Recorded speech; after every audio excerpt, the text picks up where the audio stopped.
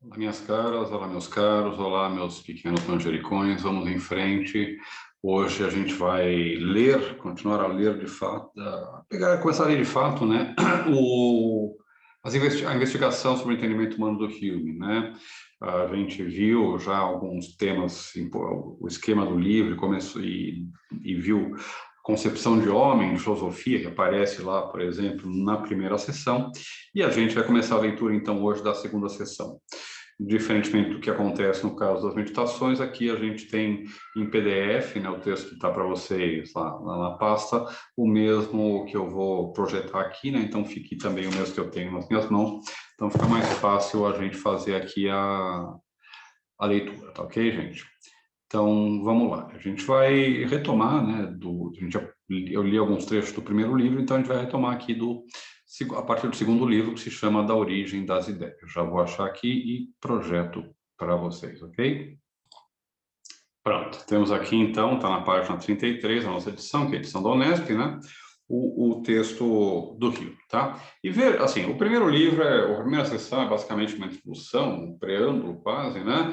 E ele entra de fato no tema do livro, que é o entendimento humano, agora nessa segunda sessão. E vejam como é que ele inicia esse texto, tá? Vejam que pouco usual é o ponto de partida dele, tá? Todos admitirão prontamente que há uma considerável diferença entre as percepções da mente quando um homem sente dor aqui, né? Sente a dor de um calor excessivo ou o prazer de uma tepidez moderada, e quando traz mais tarde essa sensação à sua memória, ou a antecipa pela sua imaginação. Essas faculdades podem imitar ou copiar as percepções dos sentidos, mas jamais podem atingir toda a força e vivacidade da experiência original, tá? Então, o ponto de partida do Hume é a ideia de que quando a gente experimenta o mundo, temos dois tipos básicos de relação com ele. Uma que é a percepção direta, você sentir diretamente uma coisa. Aquilo lá, porque está presente na nossa consciência naquele momento, a sensação da dor, o gosto do chocolate, a visão do vermelho, o som da música que eu ouço, eles têm uma vivacidade, uma presença, uma força maior, tá? Bom, o que a gente pode perguntar aqui nesse momento é, será que esses critérios são claros o suficientes e assim por diante? O que significa força e vivacidade, né? Não são termos que a gente pode definir de modo muito preciso, né? Como assim? Será que a sensação de eu me lembrar de um momento doloroso não produz algo que é mais vivaz do que uma sensação que me é quase indiferente, como, por exemplo, que eu sinto quando aperto um botão do elevador? Bom, Hume provavelmente foi muito debatido isso, né? O Hume provavelmente responderia que a distinção é suficientemente clara para toda pessoa de senso comum, de bom senso, que pretende entender. Então, tem uma ideia que a gente associa com essa vivacidade, né? Essa força que, segundo o Hume, é mais ou menos fácil de compreender, porque todos nós a experimentamos de um mesmo modo, né? Essa seria a resposta mais ou menos humeana, tá? E vejam, já no segundo parágrafo, o que ele vai fazer é generalizar isso para todo o conteúdo mental. Tá? Então, ele vai dizer, olha, toda a nossa vida mental está caracterizada por essa distinção. Podemos observar uma distinção semelhante, percorrem, né, todas as demais percepções da mente. Né? E aí, logo lá embaixo, no 3, ele vai dizer o seguinte, vejam aqui, 3, página 34, né? Em consequência, podemos... Deixa eu aumentar um pouquinho para vocês quiserem ver, mas acompanhem no livro de vocês, né? Vocês não precisam olhar para minha cara, olhem para o livro de vocês quando estiverem vendo a lição, né? Em consequência, né, no começo do 3, podemos dividir aqui todas as percepções em duas classes ou espécies que se distinguem por seus diferentes graus de força e vivacidade. As que são menos fortes e vivazes são comumente denominadas pensamentos ou ideias.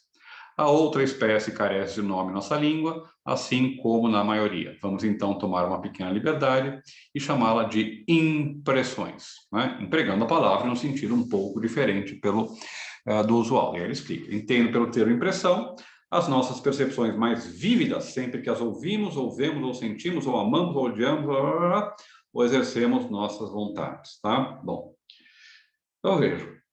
o que a gente tem aqui é uma distinção entre, de um lado, pensamentos ou ideias, tá? Juízo, a gente poderia também depois colocar nesse segundo grupo, né? Nesse primeiro grupo, aliás, e impressões, tá? E o ponto do Hume, tá? Lembre-se que eu falei, olha, as diferenças que a gente vê entre racionalismo e empirismo, né, não são exatamente aquelas que normalmente a gente acredita, tá?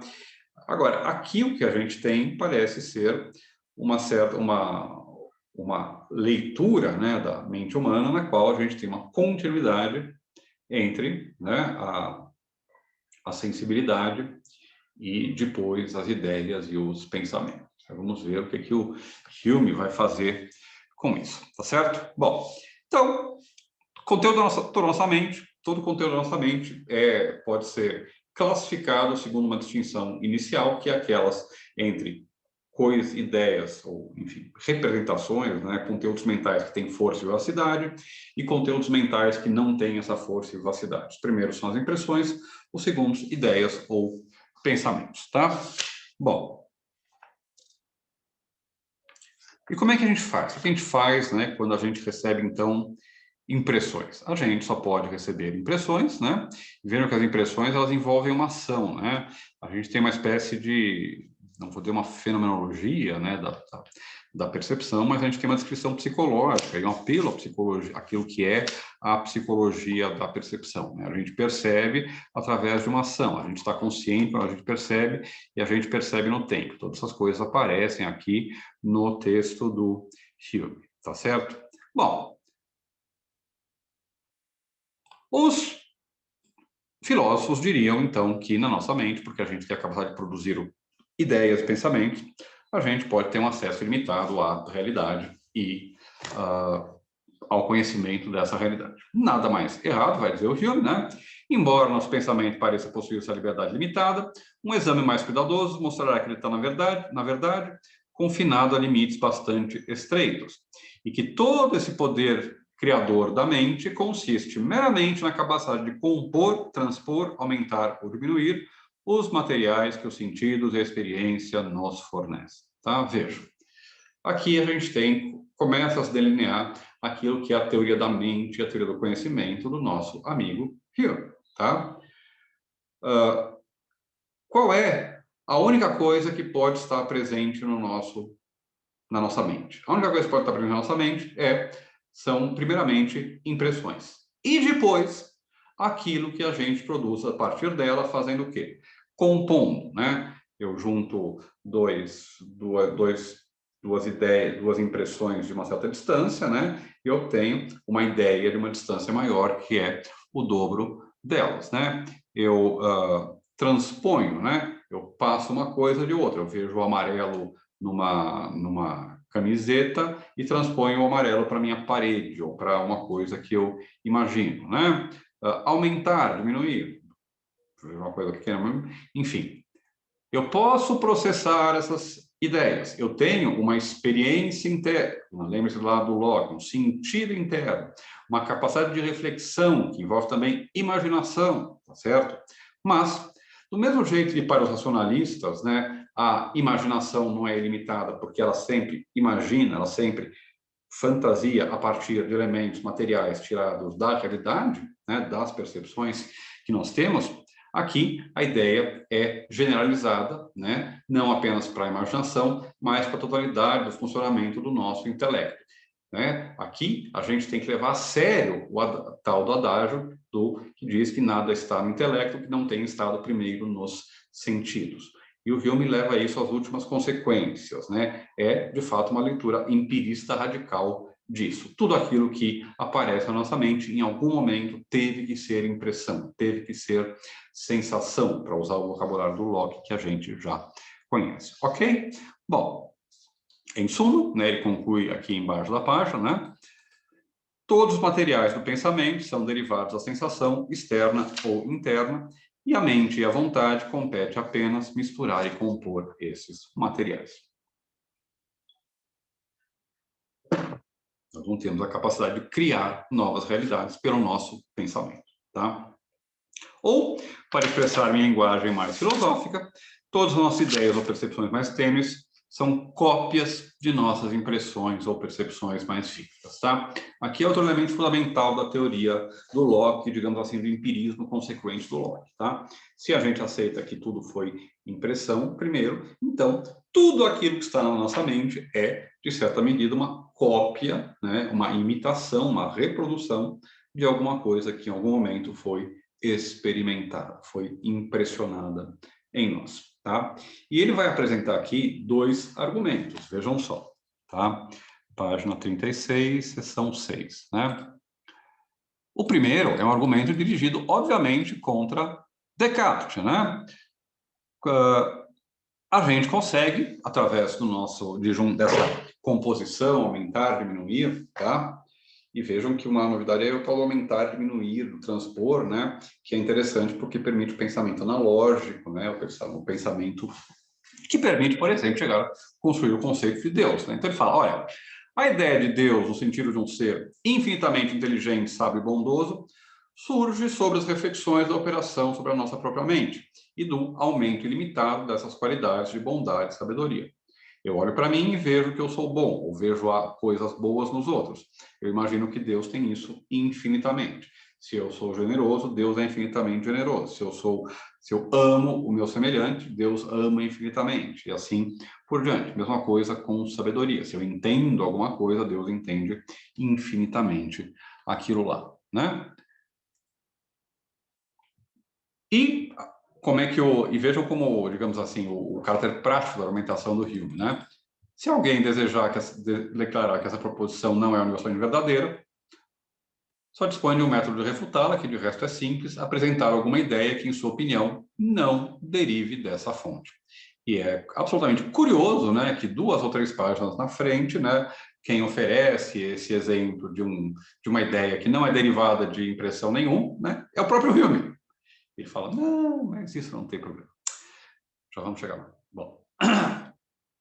E veja, então, né, eu posso formar, inclusive, ideias de infinito ou de Deus a partir da experiência. Né? E isso é uma coisa que, para Descartes, para uma série de outros filósofos, né, é impossível. Se eu tenho minha ideia de algo que é infinito e eu mesmo sou finito e não pode haver na causa mais do que, perdão, no efeito menos do que há de ser na causa, então, se eu tenho a ideia de infinito, essa ideia, ela própria tem que ter sido colocada em mim por um ser que é superior a mim, que é infinito, que é Deus. Ok, né? Descartes.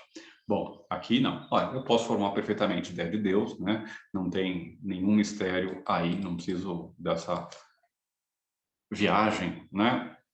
Desse apelo ao princípio de causalidade e assim por diante, né? Agora, outra coisa interessante, outro argumento que ele tem é negativo, né? Em segundo lugar, aqui embaixo, parágrafo 7, quando um homem não pode, por algum defeito orgânico, experimentar sensações de uma certa espécie, verificamos sempre que ele é igualmente incapaz de formar ideias correspondentes, tá? Se eu sou um cego de nascença e nunca vi o amarelo, não consigo formar a ideia do amarelo. Se eu nunca comi um abacaxi ou uma ostra, por mais que alguém me explique, eu não consigo formar a ideia do gosto de um abacaxi ou uma ostra. Essas coisas só podem ser dadas por experiência direta, né? Então, por um lado, não há nenhuma ideia que não possa ser reconduzida às sensações. Por outro lado, há uma série de ideias que têm a ver com as impressões, com as sensações, que elas próprias não podem jamais ser introduzidas, jamais podem entrar no nosso cérebro, a não ser pelas sensações. Portanto, qual é a fonte do nosso conhecimento? A fonte do nosso conhecimento, a fonte de todo o nosso conhecimento são as sensações. Inclusive, tá? Tem um problema interessante que está ligado com a esse exemplo aí do Hume, que é o famoso problema de Molineux. Tá? Molineux era um filósofo do século XVII, um médico e filósofo também, se não me engano, do século XVII, XVIII, que era correspondente lá do Locke, né? Então, provavelmente mais século XVII, né? Correspondente do Locke, e ele coloca o seguinte problema, né? Imaginem alguém um cego que nunca viu nada, mas que tem a sensação do tato, né? E ele recupera a visão por uma cirurgia, por alguma coisa, começa a ver. Se ele olhar para um cubo ou para um triângulo, uma pirâmide, que ele sabia reconhecer pelo tato, só pela visão, será que ele vai saber dizer que aquilo lá é um cubo ou que aquilo lá é uma pirâmide? Esse é o famoso problema de Molineux, tá? Que depois foi muito debatido. Ele foi debatido em chave filosófica, né, e epistemológica pelo Locke, por uma série de outros autores. Ele foi debatido mais recentemente, né, em casos, por exemplo, de em casos em relatos psicológicos, né, de casos semelhantes ou parecidos. Parece que empiricamente a gente observa, né, que você precisa, digamos, para o sujeito começar a reconhecer, por exemplo, cubos e pirâmides, ele tem que pelo menos associar, né, o tato e a visão, começar a fazer um treinamento para associar esses sentidos. Então, em um certo aspecto, né, é uma confirmação do nosso amigo Hill, tá? Bom, e ele fala, né, então, que um lapão negro não tem ideia do sabor do vinho, porque ele tem ideia do sabor do vinho, né, tomando vinho, né? Bom, eu não vou entrar aqui no racismo do Hume, tá? Vocês sabem, deve estar acompanhando, né? Esse ano teve algumas brigas homéricas lá Humeanas, mais que homéricas, né? Lá no Reino Unido, né? Em especial em Edimburgo, né? Na Escócia, na verdade, né? E em que queriam tirar o nome do Hume, derrubar a estátua dele, porque ele era racista. E, bom, ele era, né? Assim, não tem muito que negar, enfim, segundo os nossos critérios, poucos se salvariam, né? Os filósofos defenderam escravidão, racismo, sexismo, coisas horríveis, né? A questão é o que a gente faz com isso hoje, né? Certamente a gente não vai parar de ler o Hume hoje, né? Por várias razões, tá? E uma delas é porque a gente pode tentar entender o texto, né? Independentemente desses levando em consideração, independentemente não, né? Levando em consideração, né, esses elementos. Eles são um elemento a mais para a compreensão e explicação do texto e não uma coisa que deve fazer a gente simplesmente rejeitar ou recusar o exercício de leitura do texto, tá? Fecha parênteses, vamos voltar. Bom, tá. Então, nossas ideias vêm todas da sensação, né? Mas, na página seguinte, lá, página 38, ele vai dizer... É claro que uma pessoa, né, você sabe o que é um Pantone? Pantone são aquelas escalas de cor que tem, por exemplo, em loja de material de construção, de tinta, né, onde você vê todos os tons de uma certa cor e você pode pedir, escolher, né, um tom da cor. Então, tem todos os tons, né, o degradê completo, né, desde o mais escuro até o mais claro naquela cor, né? Então, ele fala, imagina que a gente tem aqui um degradê de azul, né? Deixa eu parar de share minha tela, né? Então, a gente pode ter lá o degradê de azul, do mais claro ao mais escuro, imaginem muito detalhado, né? E em um certo momento falta um tom, né? Entre dois tons tem um intermediário que está faltando. Será que eu consigo imaginar qual é esse tom? E o Hume vai dizer, claro que eu consigo, né? Puxa, Hume, mas isso não significa, né, então, que há pelo menos um tipo de conteúdo mental que não é derivado diretamente de uma impressão?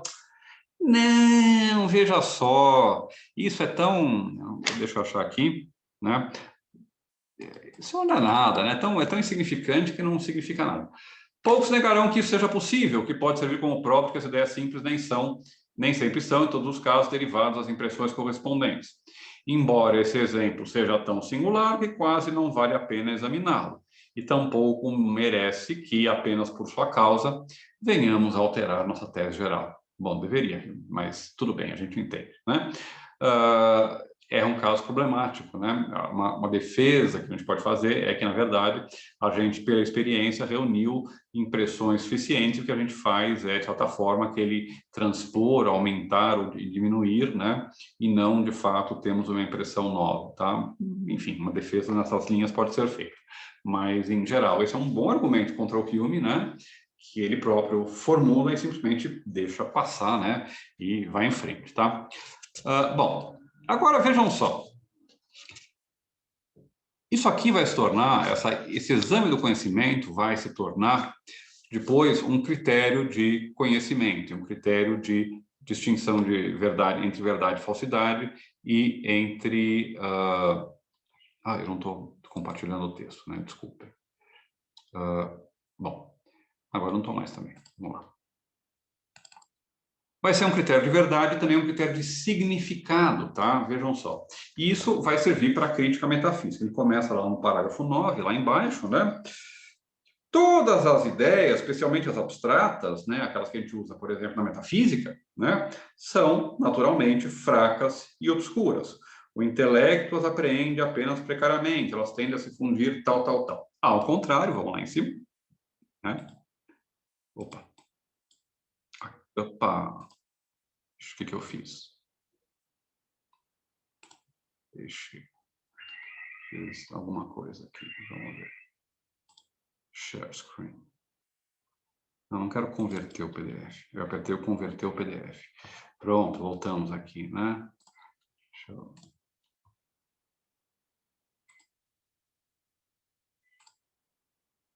Saco.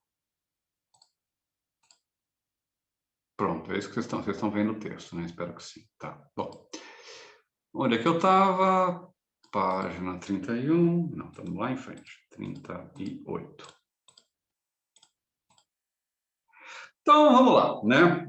Aí, todas as ideias, especialmente abstratas, são fracas, blá, blá, blá. Agora, vejam o que ele vai dizer logo aqui em cima. Ao contrário, todas as impressões, isto é, todas as sensações, vejam que eu uso impressão e sensação como sinônimo, o Hume também usa, tá? Às vezes, preferi usar impressão, mas a sensação é normalmente sinônimo, né? Tanto as provenientes do exterior quanto do interior são fortes e vívidas. Os limites entre elas estão mais precisamente definidos e não é fácil, além disso, incorrer em qualquer erro relativamente a ela, tá? Portanto, vejam aqui que aparece isso aí como critério, né? Sempre que alimentarmos alguma suspeita de que um termo filosófico esteja sendo empregado sem nenhum significado ou ideia associada, como frequentemente ocorre, precisaremos indagar de que impressão deriva esta suposta ideia, né? O critério de verdade é a gente se indagar, né? O critério para a origem dessas ideias, dessa ideia na impressão. Se eu não tiver como reconduzir a minha ideia a uma impressão, né? Eu não posso atribuir significado a essa ideia e, portanto, também os juízos ou proposições em que essa ideia aparece, né, elas próprias não têm significado, não podem ser verdadeiras ou falsas, simplesmente não tem sentido, tá? Depois uma tese que vai ser, de outro modo, formulada também pelos positivistas lógicos, pelo Wittgenstein, né? Grosseiramente, tá? É claro que a tese é diferente, mas é um pouco a ideia, né? Se você não tem condições empíricas de significatividade, né? Se não é capaz de verificar o significado de uma proposição, ela não tem sentido, né? E o seu significado é justamente seu método de verificação ou a sua pregnância empírica, tá? Agora, para a gente terminar esse exame das ideias, tá? Vamos passar para o capítulo 3, para a seção 3, né? Que é a seção da associação de ideias, né? Lembre-se, então, que Hume vai buscar agora as leis, né? Do mesmo jeito que o universo possui leis naturais que o regulam, né? Também a nossa vida mental, a nossa consciência, nós mesmos estamos submetidos a leis, né? E como é que a gente junta ideias? O Hume vai dizer, né? Parágrafo 2 aqui, página 42. De minha parte, parece haver apenas 3 princípios de conexão entre ideias, a saber, semelhança, contiguidade no tempo e no espaço e causa e efeito, tá? Bom, semelhança é mais ou menos óbvio. Se eu vejo uma galinha, tenho a ideia de uma galinha na minha mente, depois estou andando, vejo um outro bicho exatamente igual aquele bicho que eu vi antes, eu junto a ideia da galinha, daquele bicho que eu vi antes, com a ideia daquele bicho que eu vi depois, inclusive, vou chamar os dois de galinha, tá? Bom, semelhança, obviamente, aproxima ideias, né? Se eu vejo duas coisas redondas, né? Eu, né, posso aproximar, né? Eu aproximo essas ideias. Eu vejo que há alguma coisa semelhante, associo essas duas ideias, chamo as duas de círculo, tá? Segundo tipo de lei de conexão de ideia. O que faz com que a gente junte ideias na nossa mente, né? Contiguidade no tempo e no espaço. Coisas que acontecem juntas, né? Se eu ouço uma árvore cair e o barulho da árvore, eu associo o barulho, a ideia, a impressão do barulho, minha ideia posterior do barulho da árvore com a queda da árvore. Depois formar um juízo dizendo o barulho da árvore causou, a queda da árvore causou o barulho, né? E assim, o barulho. Se eu vejo a ideia do... quando eu vejo um ser humano, eu sempre vejo unido a ele, né? Nariz, boca, pernas e assim por diante. Eu sempre que for pensar em um ser humano, vou pensar também nesses elementos, né? A contiguidade espacial e temporal, ideias que acontecem juntas são pensadas juntas, né? Se eu tenho, por exemplo, um cachimbo, né? O que acontece aqui? Eu tenho inúmeras impressões que compõem esse cachimbo, né? A luz refletindo aqui no acrílico da piteira, né? As sombras e o tato que a madeira me dá, né? Aqui o prateado da junção, uma série de coisas, né? E tudo isso eu junto em uma ideia que eu chamo de cachimbo. Eu não preciso ficar fazendo uma descrição de 50 páginas, como o Husserl vai fazer, né? Eu posso simplesmente juntar tudo isso aí e dizer, olha, isto é um cachimbo, né? E quando eu faço isso, é fácil entender o tipo de associação que eu fiz para falar de um objeto particular, né? De uma coisa, de uma série de objetos que não têm relação entre si, tá? Bom, e é claro que aquela que interessa vai ser a terceira, que é a relação de causa e efeito, né? A espécie, e ele vai dizer isso inclusive lá no parágrafo, na seção 9, página 44, podem ir lá conferir depois, a espécie mais usual de conexão entre os diferentes acontecimentos que figuram em qualquer composição narrativa é o de causa e de efeito, né? E, portanto, se a gente quer descrever o mundo, né, e a gente descreve o mundo como se fosse uma história, nas histórias existe uma relação de causa e efeito, e na história da nossa vida, na história desse mundo, a gente encontra essa mesma relação de causa e efeito, ok? Bom, vamos ficar por aqui com as ideias e a gente vai para o próximo ponto central da filosofia do filme, que é a crítica da causalidade, do princípio de causalidade, ou, como ele próprio diz, as dúvidas céticas sobre as operações do entendimento. Agora que a gente conhece o modo como o entendimento opera, a gente quer saber também como é que, por que que, se ele de fato cumpre a sua tarefa, né? Lembra-se que em Descartes ou em outros autores a gente vai ter a preocupação, bom, como é que eu posso garantir a certeza, né? Aqui ele vai na verdade falar, olha, será que eu posso mesmo chegar à certeza? Vamos ver que a resposta dele vai ser negativa. Você já sabe, tá? Até lá, meus pequenos tomilhos, até lá, minhas caras, até lá, meus caros, né? Em breve voltamos, então, com a crítica do Hume à causalidade. Tchau, tchau, minha gente.